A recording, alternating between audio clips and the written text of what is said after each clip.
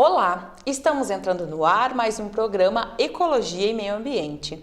Esse programa é uma produção da Agenda 21 do Fórum Local da Agenda 21 de Passo Fundo, em parceria com a Câmara Municipal de Vereadores e TV Câmara. É um projeto de educação ambiental nos meios de comunicação.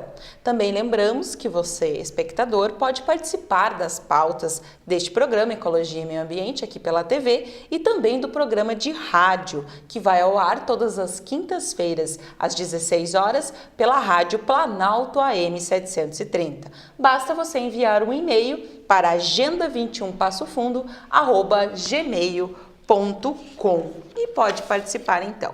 Hoje nós estamos com um tema mais na minha área, um tema de velocidade versus segurança no trânsito. E para falar sobre esse assunto, nós estamos recebendo o Dr. Júlio Staub, ele que é coordenador e professor de Medicina de Urgência e Emergência da Universidade Federal Fronteira Sul. E também do Sidney Castanheira, ele que é voluntário do programa Vida Urgente. Sejam bem-vindos ao nosso programa e hoje falando sobre esse tema. Esse tema é uma proposta do Denatran através da Resolução 722, que traz, neste mês de julho, o tema velocidade. Até que ponto os limites de velocidade podem interferir nos traumas? E para falar sobre esse assunto, então, o Dr. Júlio Staub está aqui. E nós gostaríamos, primeiramente, seja bem-vindo, pela primeira vez no programa, e gostaríamos de saber um pouquinho, doutor, desta relação velocidade versus traumas. Tem influência? Como que funciona? Perfeito. Muito obrigado pelo convite. É um prazer estar aqui conversando sobre um assunto tão importante quanto essa questão do trauma. Nós podemos dizer certamente que o trauma ele tem uma relação direta com o que nós chamamos de energia. E aí entra em ação aquilo que nós chamamos de a primeira lei de Newton, que um objeto que está em movimento tende a permanecer em movimento, em linha reta e com velocidade constante. E quem está em repouso tende a permanecer em repouso. Mas o repouso não é nosso motivo é o movimento. Muito bem, a energia, por um outro princípio, diz que não pode ser criada nem destruída, somente transformada. Então, quando nós temos um objeto em movimento, e aí nós falamos de um carro e os seus ocupantes, por exemplo, uma motocicleta, enfim, qualquer veículo, nós temos associado a isso uma energia, que nós chamamos aí de energia cinética. E quando acontece um evento traumático, uma colisão contra outro veículo, uma colisão contra um objeto fixo, nós passamos a ter uma transferência dessa energia associada aos ocupantes do veículo e essa energia transferida então causando danos e deformidade nos tecidos das pessoas, dos ocupantes dos veículos. É mais ou menos assim que funciona essa questão do ponto de vista energético. Obviamente, a velocidade ela tem um fator preponderante nisso e nós podemos aí utilizar uma equação básica do segundo grau que diz que a energia cinética é 1/2 da massa vezes a velocidade ao quadrado. Ou seja, a energia cinética é proporcional ao quadrado da velocidade. Em termos práticos, o que significa isso?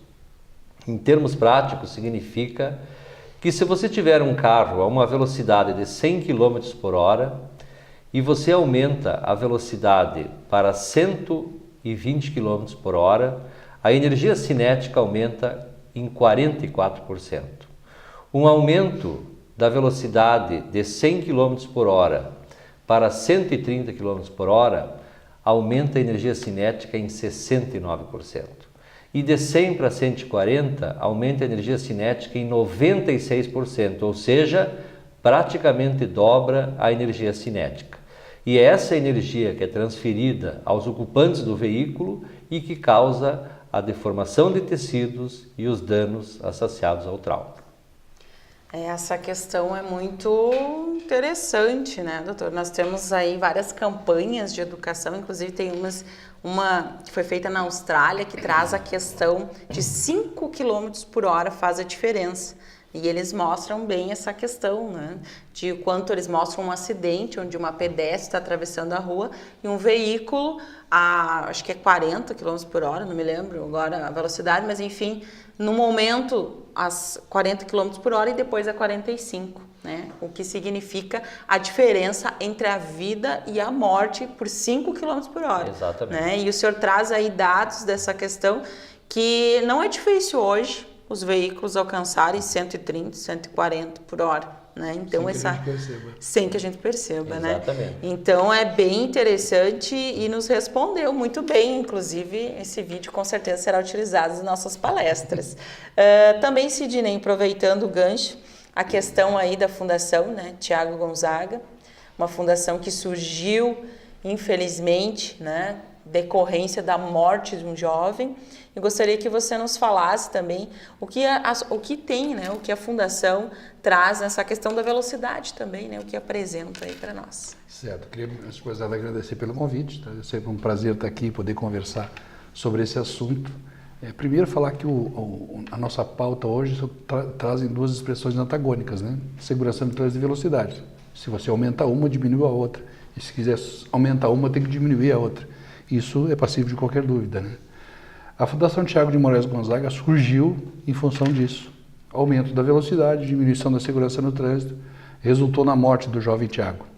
A mãe dele, Disa Gonzaga, junto com o pai e alguns amigos, enfim, criaram a Fundação Tiago de Moraes Gonzaga, que desenvolve o programa Vida Urgente, que é um programa de ações de conscientização com relação à segurança no trânsito, principalmente voltado para jovens. O nosso público são os jovens. Eu sou o tio que tira foto, né? Então, as ações são feitas por jovens, voltadas para os jovens. Aqui em Passo Fundo, o que nós mais temos, né, a ação que a gente desenvolve e que é mais publicizada, assim, são as nossas borboletas que são pintadas no asfalto, sempre por solicitação de um familiar. Tá? Quando alguém perde a vida no trânsito e a família solicita, nós providenciamos a pintura da borboleta no local do acidente para que ela sirva como um instrumento permanente e silencioso de conscientização. Um lugar que aparentemente não oferece grande risco, olhando quem passa a pé, ou de carro, de bicicleta, de moto, seja lá como for.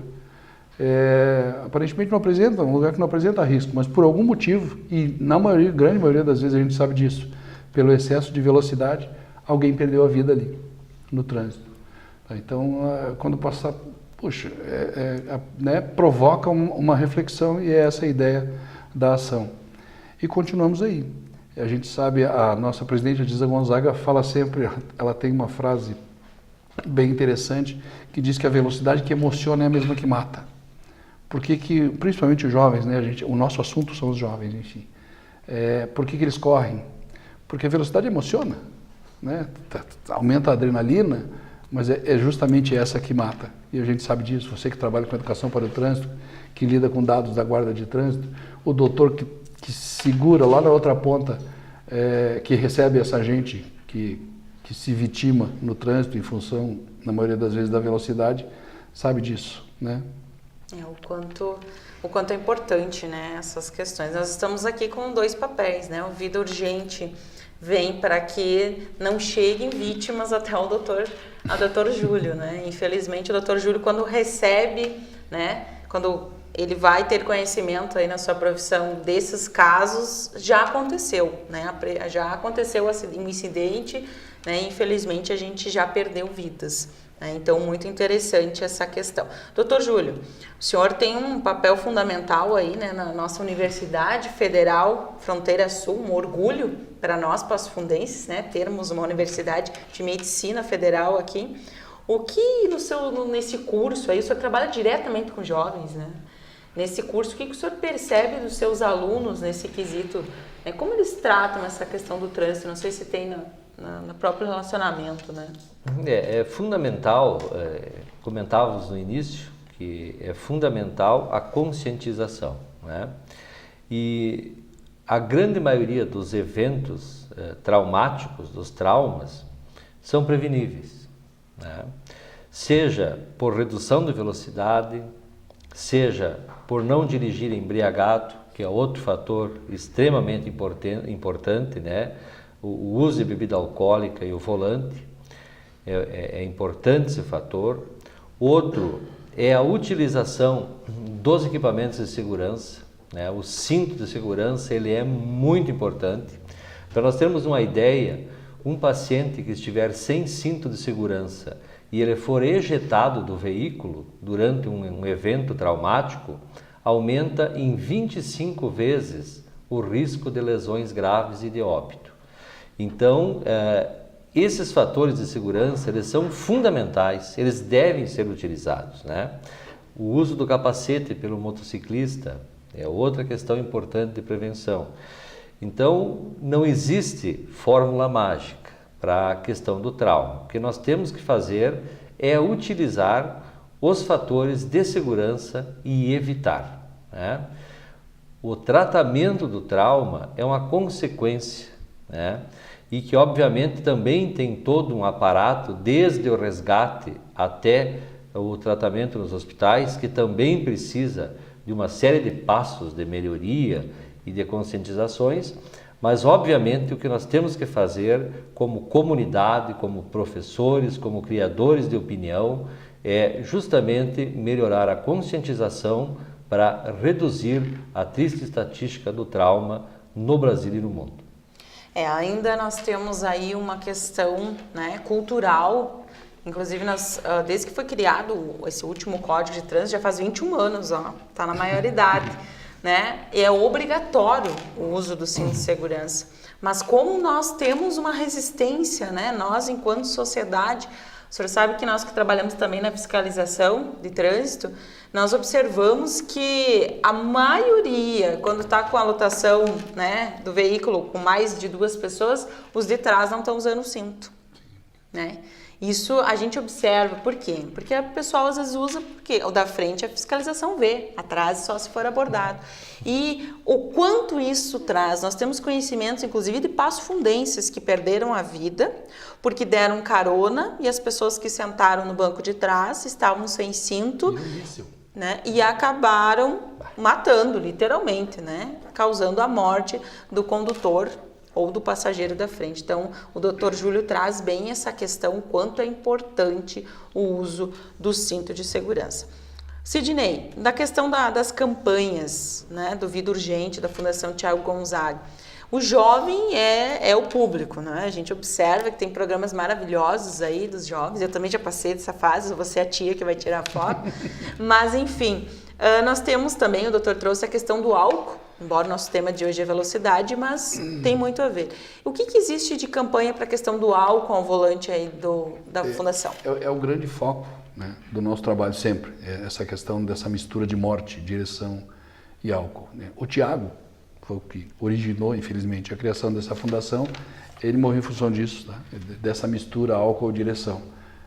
O excesso de velocidade, o rapaz entrou numa curva, o carro desgarrou, bateu num container desse de teleentulho e o carro foi partido ao meio naquela ocasião e o Thiago perdeu a vida ali. A questão do álcool, essa associação álcool-direção, acreditamos hoje, tá, e os dados estão aí para nos mostrar que já melhoramos, enquanto sociedade, enquanto motoristas, já melhoramos. Quando, há 22 anos atrás, a DISA criou a Fundação Thiago Gonzaga e começou a desenvolver o programa Vida Urgente, a primeira ação do programa era o Madrugada Viva. Jovens com o bafômetro na mão, nem a polícia tinha bafômetro na época, iam para os bares em Porto Alegre abordar as pessoas e conversar. Jovens iam conversar com os jovens e oferecer o bafômetro, e aquele que tinha o índice maior no bafômetro era considerado o cara da noite, porque ele tinha bebido mais, entendeu? Hoje já existe uma certa conscientização, né? Já melhoramos em relação a isso. A Lei da Vida veio para, nós chamamos de Lei da Vida, né? Que é a lei da lei seca, que completou 10 anos agora, já veio para melhorar isso. Hoje existe uma punição que a gente entende que podia ser mais pesada, mas já melhorou muito. Ela começou muito leve, hoje está mais pesada. Então as pessoas, em função da possibilidade de sofrer a pena ou em função da conscientização, enfim, já se reduziu muito isso. Nós procuramos trabalhar com jovens e mostrar isso, tá? Que o álcool pode, o álcool desinibe, ele te solta de muitas das tuas amarras psicológicas e comportamentais, né? Só que ele também leva embora o teu reflexo, a tua capacidade de percepção de profundidade, a tua capacidade de reação numa situação adversa. Então, eu cresci ouvindo meu pai dizer que dirigia melhor quando bebia. Na verdade, ele só se sentia melhor, porque como o álcool fazia com que ele relaxasse, ele estava se sentindo melhor, embora o reflexo tivesse ido, a capacidade de reação tivesse ido. Então, hoje já se tem esse entendimento e os jovens entendem isso. São conscientes. Se tu perguntar para qualquer um deles, para qualquer um dos alunos do professor lá na faculdade, todos eles têm consciência disso. Agora, uma coisa é ter consciência, outra coisa é ter comportamento consciente. Tá? E essa é a nossa grande luta. Essa é a nossa grande batalha, esse é o nosso desafio. Esse é o nosso desafio, com certeza. Nós vamos então para um intervalinho e em seguida voltamos com mais programa para falar um pouquinho mais sobre essa questão de velocidade versus segurança no trânsito.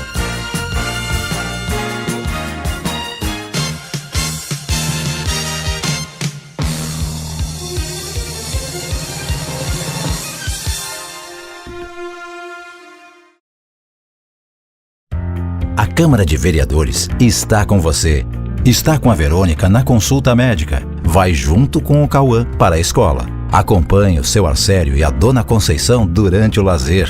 É pelo seu bem-estar que a Câmara trabalha. E é com a sua presença que vamos fazer mais pela nossa cidade. Vem participar, vem transformar, vem acontecer. Câmara de Vereadores de Passo Fundo. Transformando a vida de todos nós.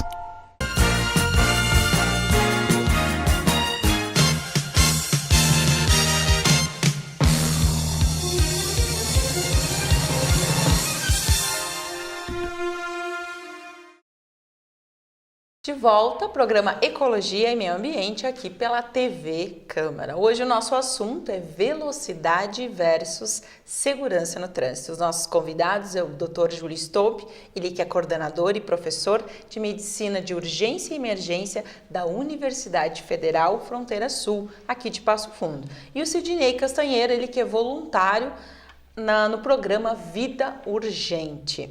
E hoje, então, falando sobre velocidade, o tema proposto para esse mês de julho, nós já trouxemos vários aspectos aí do ponto de vista da medicina, do ponto de vista das campanhas que acontecem, né, pelo Vida Urgente no estado todo, quer dizer, no país todo, né? Nós temos aí esse projeto maravilhoso em todo o país e eu sei de alguns outros países também que já tem esse projeto. Mas eu gostaria agora de falar um pouquinho da questão da medicina, doutor Stope. A questão de quais os desafios da área da medicina quando já aconteceu o acidente.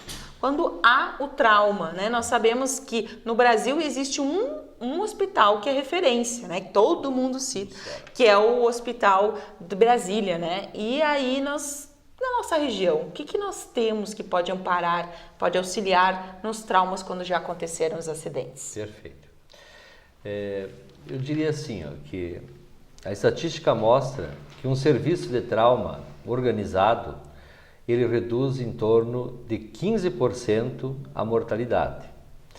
Então, organizar um sistema de trauma, desde o atendimento no momento da ocorrência do trauma, até o efetivo transporte e depois as medidas hospitalares, vamos chamar assim, é de fundamental importância. Infelizmente, nós estamos tendo alguns retrocessos em relação a isso, pela crise, enfim, que é a questão do atendimento pré-hospitalar, as dificuldades da SAMU, por exemplo, né? A SAMU deveria ser ampliada, porque é um atendimento fantástico, maravilhoso e com uma dimensão enorme num país de dimensões continentais como o Brasil.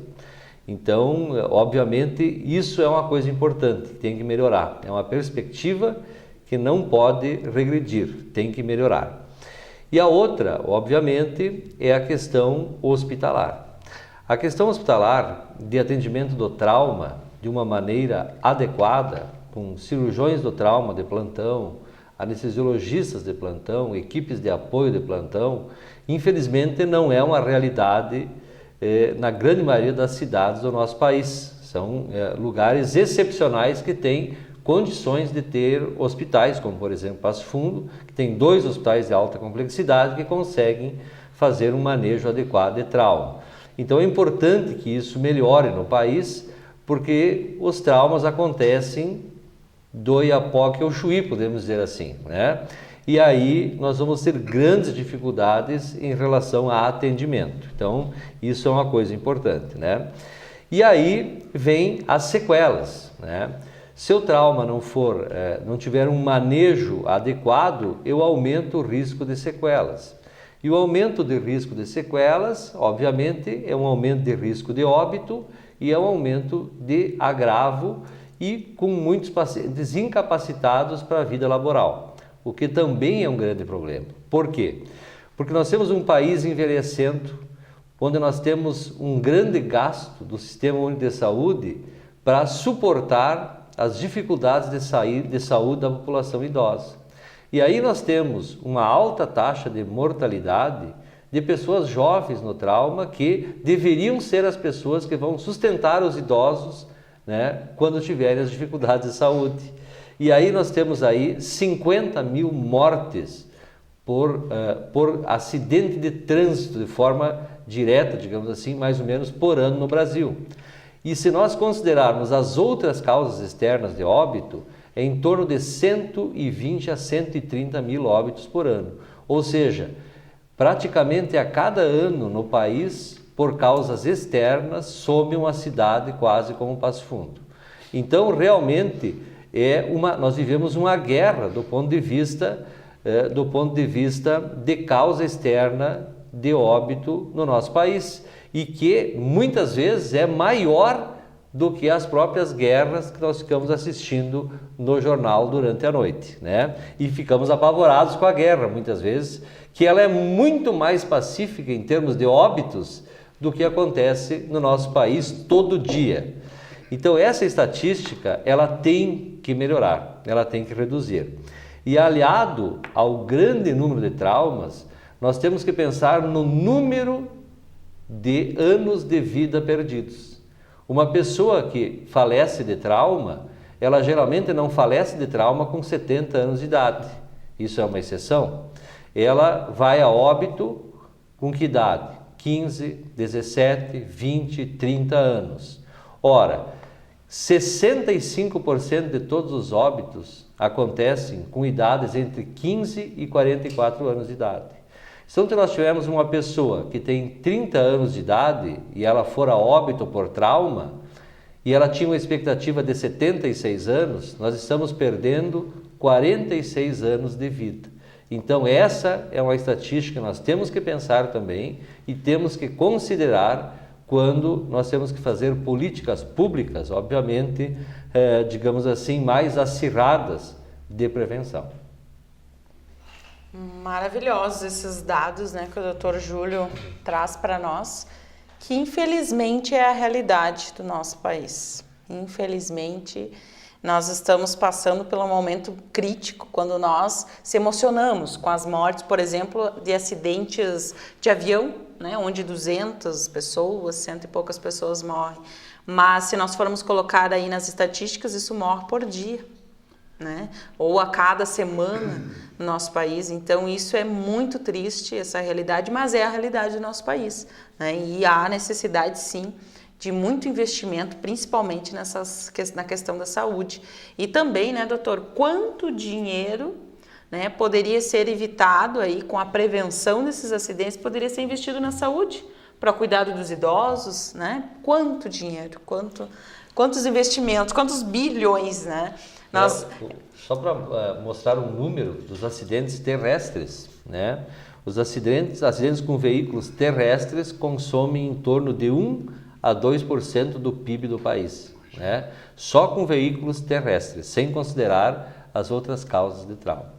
É bem essa questão, né? É isso mesmo que eu ia trazer. Essa semana nós estivemos falando muito sobre esse assunto de estatísticas e 3%, doutor, do PIB do Brasil é utilizado com tratamento e ações decorridas de acidentes de trânsito, né?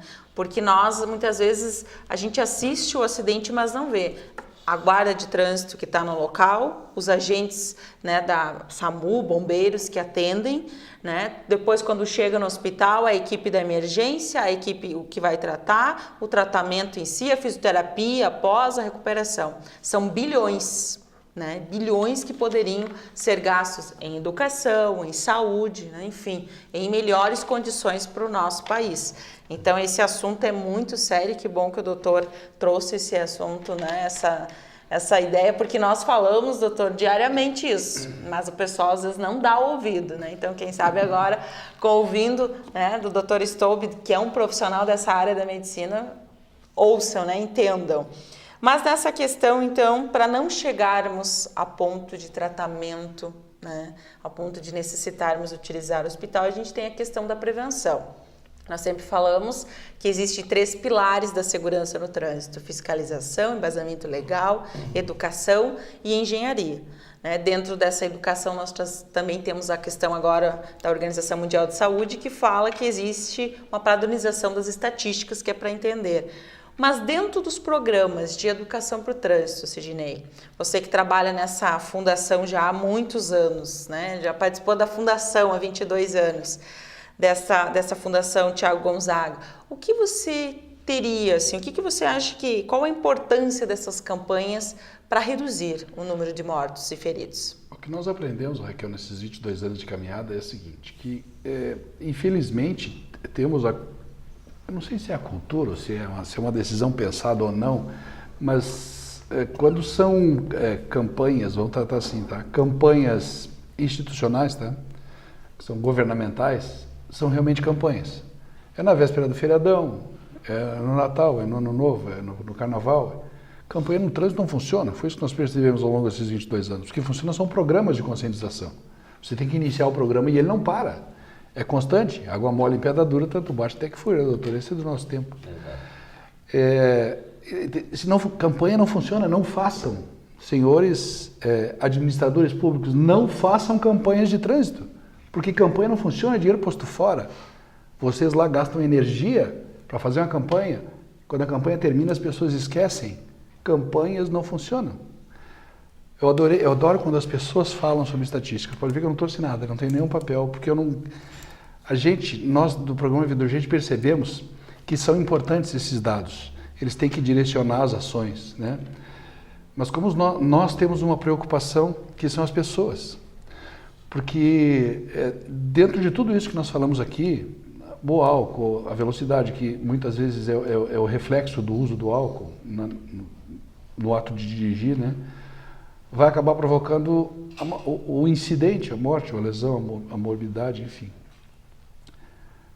Mas nós não lidamos com esses números, porque não é nossa função. Tá? É a função do órgão público, é a função lá do doutor que tem os dados do hospital, trazer esses dados para que as pessoas que vão tomar as decisões possam usá-los. Para nós, a estatística tem rosto. Quantas pessoas morreram em Passo Fundo no ano passado, Raquel? 14. 14. São 14 rostinhos que não estão mais aqui. Desses rostinhos, cada um deles tinha um sonho, tinha um projeto de vida, tem uma família dilacerada por trás disso. Então é com isso que nós nos preocupamos. Essas pessoas são o nosso foco. Tá? Então eu repito a frase, respondendo a tua pergunta. Senhores gestores públicos, não façam campanhas de conscientização de trânsito, porque é dinheiro posto fora, elas não funcionem. Criem programas de conscientização, que eles sejam permanentes, busquem a parceria das faculdades, eles têm dados, eles vão nos dar o norte para fazer isso. E a gente sabe que ao longo do tempo, Raquel, o programa funciona. Né? O Rio Grande do Sul, a gente sabe disso, os dados que as pessoas coletam nos trazem isso, é o estado onde os jovens são mais conscientes com relação ao uso do álcool e o volante. Né? A Fundação está há 22 anos, hoje já rompemos a barreira do nosso estado, rompemos a barreira do nosso país. A ONU criou há 7 anos atrás a IURS, é uma ONG bancada pela própria ONU, que faz um trabalho muito parecido com o Vida Urgente, está se espalhando pelo mundo inteiro. Servimos de referência, que bom, né? Mas o nosso grande objetivo é um dia não precisar existir. O grande objetivo da Fundação Thiago Gonzaga do programa Vida Urgente é um dia não precisar existir. Que bom se um dia a gente não precisar conscientizar mais ninguém, que as pessoas não se matem mais no trânsito, que não precisemos receber mais nossos filhos em casa em caixões fechados. É isso que não queremos, tá certo? Com certeza. Para explicar aí para os nossos telespectadores, né, o programa ele tem início e fim, que é o que o Sidney traz. A campanha e os projetos. E o programa é algo permanente, algo que acontece, que você tem um objetivo futuro. Nós temos vários exemplos, inclusive de programas da Fundação, e que muitas vezes o pessoal quer algo inédito. Não precisa ter algo inédito, precisa ter algo eficiente. Porque nós temos, por exemplo, uma luta que nós temos aí é a inclusão, né, da questão da educação para o trânsito nas escolas. Você pode repetir todos os anos, né, a mesma campanha, porque não vão ser os mesmos alunos. Cada ano vai mudar. Mas é justamente isso, é pelo trabalho permanente. A ideia é essa, é termos trabalho permanente. Bom, quero agradecer. Hoje o nosso tema, então, foi velocidade versus segurança no trânsito. Trouxemos dados importantíssimos da área da medicina com o Dr. Júlio Stobe, ele que é coordenador de Medicina e Urgência e Emergência da Universidade Federal Fronteira Sul, e também do Sidney Castanheira, ele que é voluntário do programa Vida Urgente, que faz um belíssimo trabalho nessa área de educação para o trânsito, né? Um trabalho permanente há mais de 22 anos. E assim, agradeço, né, aos nossos convidados, pois esse programa com certeza será aí assunto de muitas palestras, pois trouxe muitos dados importantes, muitas ações que podemos fazer para um trânsito mais seguro. E lembrando então que o nosso programa Ecologia e Meio Ambiente vai ao ar aqui pela TV Câmara e também toda quinta-feira às 16 horas na Rádio Planalto AM. Muito obrigado pela sua companhia e até o próximo programa.